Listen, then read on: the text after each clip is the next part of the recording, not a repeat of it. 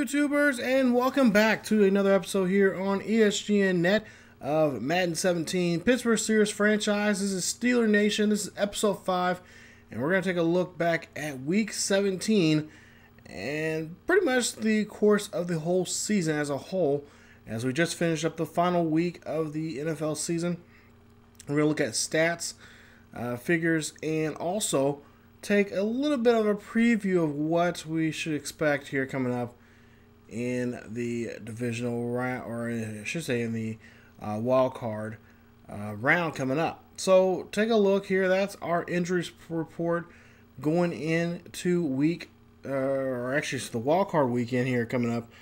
As you see there, week 17 wrapped up. We got a great victory there against the Browns. We come out of the regular season and a 15-1 record with, of course, one loss we had coming in week 15 against the Bengals. Our only loss of the season, and we're hoping now to put the pedal to the metal here and get ready for the rest of the season. Now, take a look at the current standings, of course, going into or coming out of the last week of the season. There you see the red-hot Jaguars right now, who have been on a 2-game winning streak there. They are 10-6, and they are looking very sharp now going into wild card weekend. They'll have a big wild card matchup here pretty soon. I'll show you guys those matchups here in a bit. But take a look at the rest of the division, or rest of the standings here. You got the Patriots, of course, 12-4. They've won the AFC East. In the AFC West, there you see the Chiefs and Raiders tied for that spot, but the Raiders have the tiebreaker, so they'll go ahead and be given the AFC West division.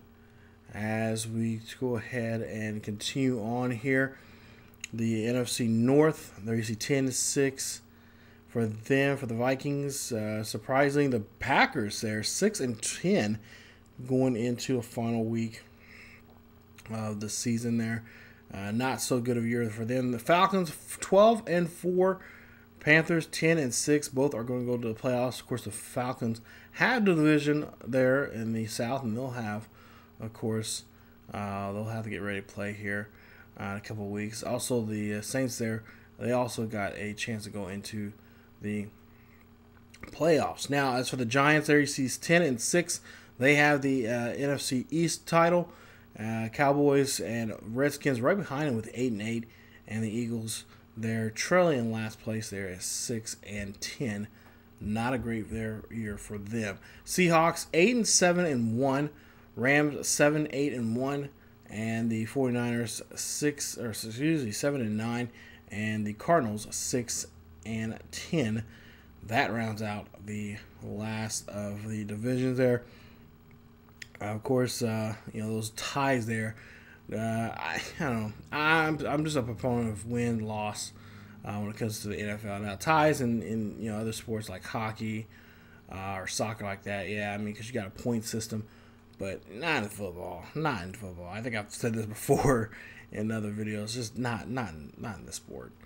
Now, final score here, week 17 against the Browns, 44-27 is your final score between the two teams. And a nice job there from Ben Roethlisberger. 382 yards, 3 touchdowns, 1 interception in the ball game.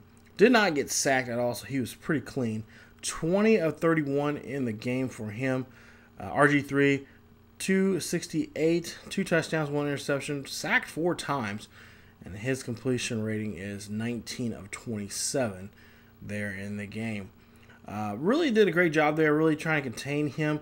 There was one pass that he made that was just ridiculous. It was a cross the body pass, and he just, I don't know how he did it, but I was a little frustrated. I think you guys probably seen that in the video there. A little frustrated with that, and so, yeah, have to get past that. But Bell, 19 carries, 212 yards, and 2 touchdowns there for him. Green, 9 receptions, 173 yards, 1 touchdown. He, of course, got the overall record there for a single game or for a single season. The most reception yards of the season A little over 2,000 yards there for him, so congratulations to him. Josh Gordon there had a really surprising game there. 3 receptions for 60 yards. He had that big touchdown there in the opening quarter there of that ball game against us. And of course, that was pretty much all we've seen of him. Really, he had a couple catches there, but nothing too big like he did with that touchdown pass there for RG3. We'll go ahead and move on here to defense, and you see some of the defensive numbers there. And defense did a great job there, especially in the latter part of the third quarter, and then going to of course, throughout the fourth quarter there. Did a really good job, even though they did give up quite a few points there and a couple of big plays. But for the most part, I think they played a solid defense there. Really helped us out by keeping some distance between us and them on the scoreboard, and that really helped out. So, big ups to them this week. Hopefully that will continue on as we go on to the latter part of the season here. But take a look here. The Jaguars will be hosting the Chiefs. The Saints will be going to Minnesota. Bengals are going to go to Oakland. They're going to be facing the Raiders. And the Panthers are going to go to Seattle there in those games there this coming weekend of the offseason. Or the postseason here, and should be some really interesting games. Now, take a look at our schedule here from this past year. There you see that close game there against the Chiefs, 49-37. There was several games there. The Patriots was another game that we should have lost, but we won 48-45.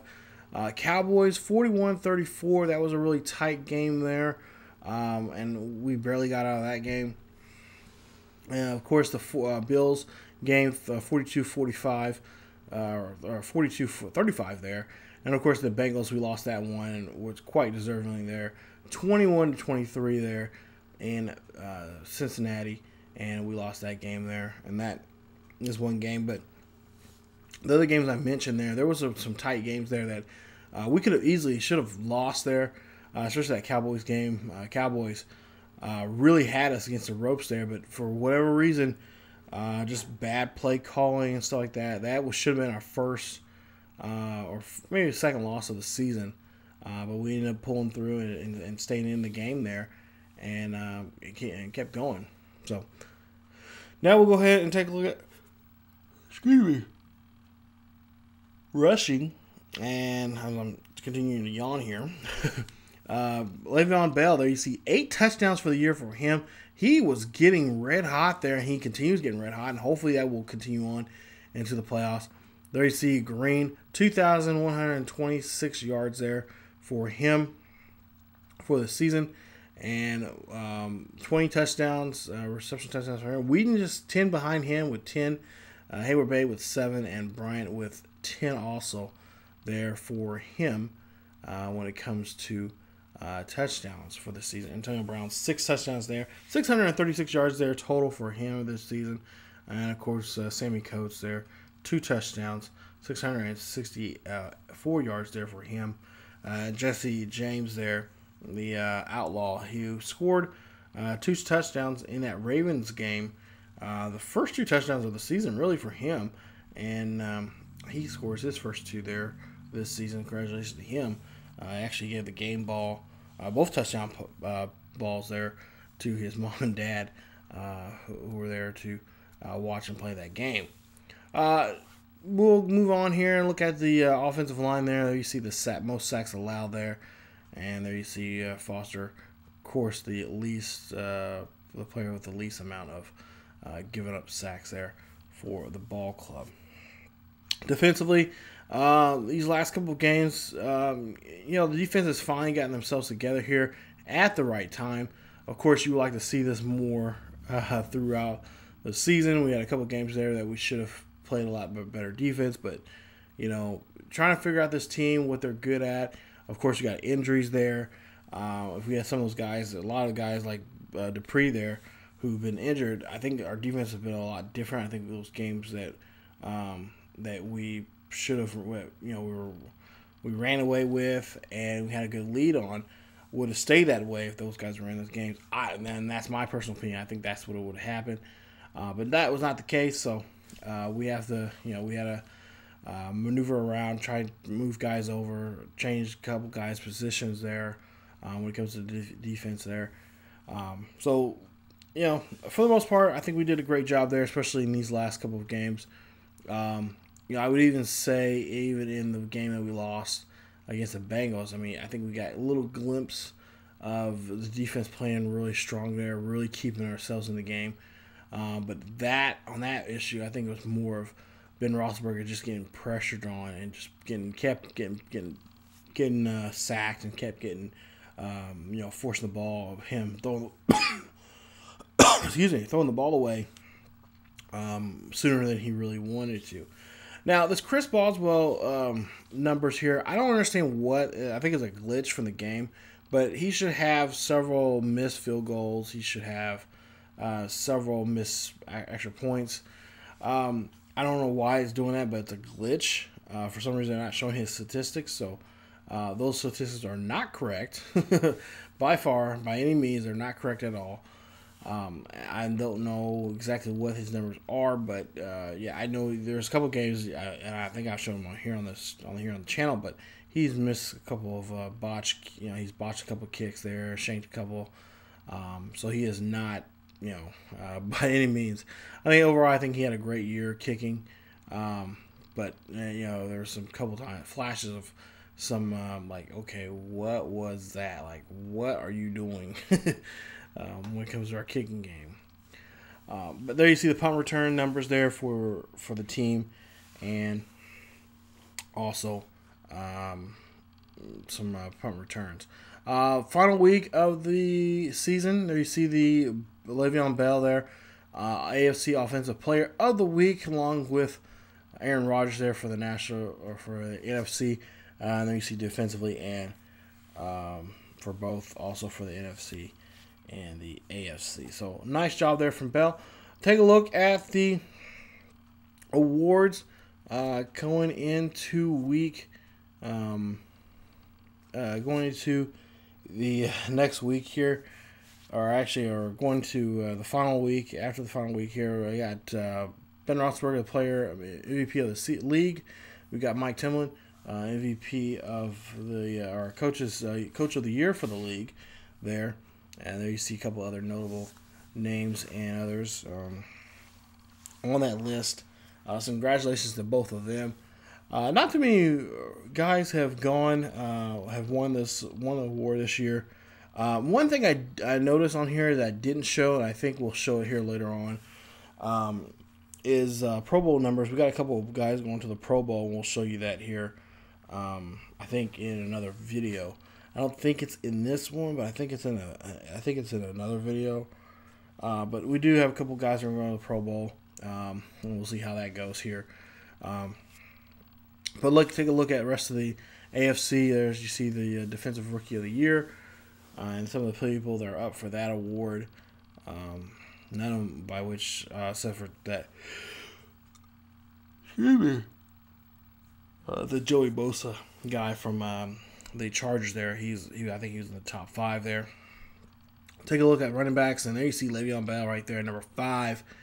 Yeah, honestly, man, if he didn't have that broken collarbone and was out for the 4 to 5 weeks that he was out, he would definitely he would have had the numbers. If you take his numbers that he's had here in the last 4 or 5 games, and you put it to some other games, he definitely, if he playing this on that same caliber, he would definitely be up there. He could have won the best halfback for the AFC, and maybe even challenged Adrian Peterson for the rushing record, or for the rushing title this year. Go ahead and move on here to the offensive line, and got a couple guys there for the Steelers on there representing us. Nice job there. Congratulations, guys. Defensive linebackers there. You see Mack, who got the record for most sacks in a season, 28. Currently, it was held by Michael Strahan of the Giants. And I think that record was like 23, 24 sacks in the season. So Mack did a great job there on that. There you see the linebackers position, Brian Cushing of the Texans there, and don't think we have any Steelers on that list there. We'll go ahead and look at the DBs, and then you see some of the DBs there, and take a look at the kickers.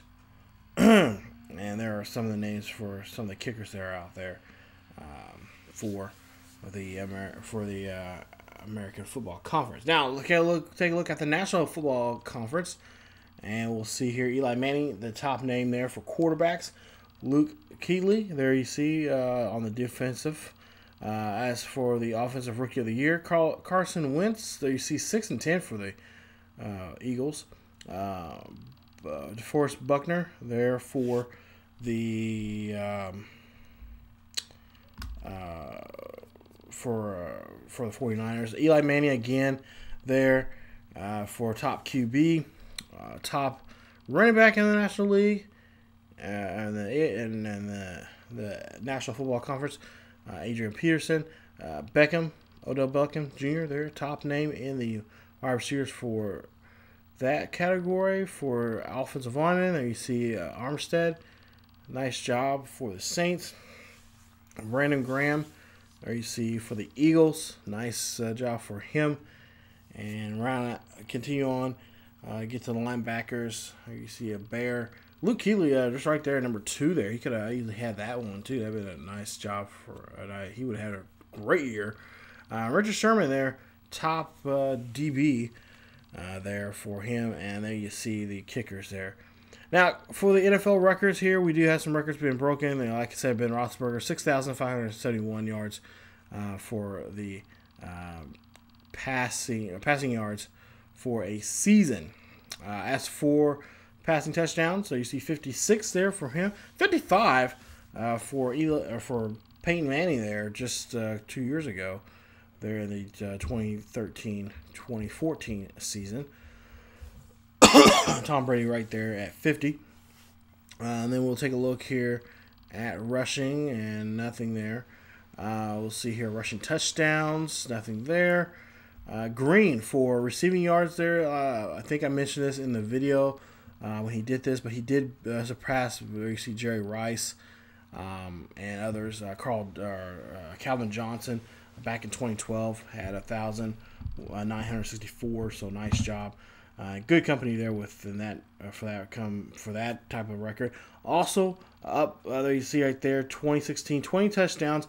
He was just 3 away from tying with Randy Moss, just 2 away from tying up with Jerry Rice. So that is, he's definitely Green.